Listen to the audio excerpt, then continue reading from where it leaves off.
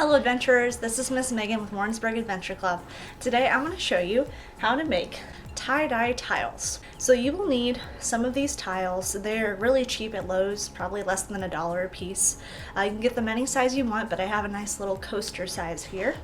You will also need permanent markers. I have a couple of different brands here, Sharpie, Bic, Pen and Gear. This is like the generic brand at Walmart for permanent markers. I found that the cheaper ones actually spread a little bit better with the alcohol, whereas Sharpie will stick pretty much on there where you put it. You will also need rubbing alcohol, either some kind of dropper to drop your alcohol onto your tie-dye tile, or even a disposable straw will work, because if you stick it in your alcohol and plug it up with your finger, you grab a little bit at a time so you can drop it on. Alright, and the last thing you might need, if you wanted to use these as hot pads or hot coasters, you can get a clear engine paint.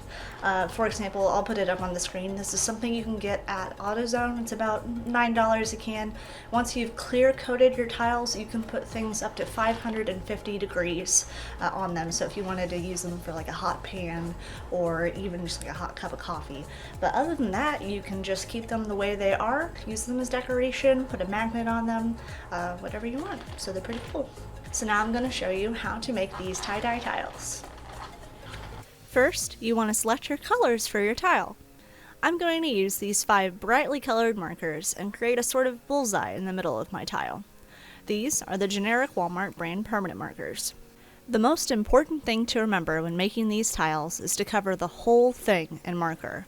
The alcohol is going to push our markings out of the way. You'll see what I mean in a minute. Just make sure to cover all of your tile.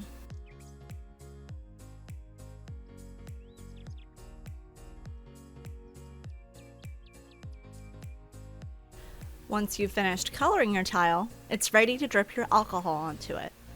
Different markers will react differently to this, so start with only a couple of drops of alcohol. Again, if you don't have a dropper, you can use a straw and your finger to create a suction drip. I might have gone a little overboard with my alcohol on this tile, so don't drip as much as I did. Sometimes the alcohol takes a little while to react, and it will continue to react for multiple minutes. Here's what it looks like right now. I'm going to set this one off to the side and start on another one. This time I'm going to try using Sharpie brand markers to see what it does. I'm going to do a striping pattern using black, orange, and blue.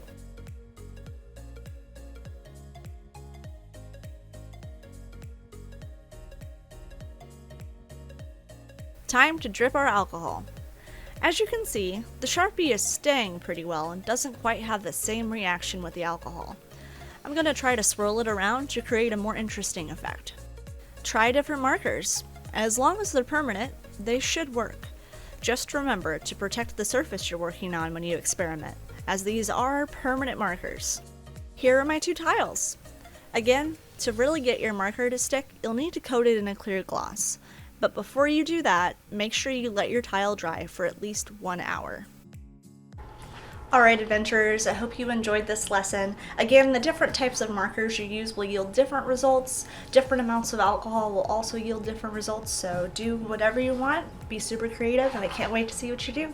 And until next time, this has been Miss Megan with Warrensburg Adventure Club. Have a great day.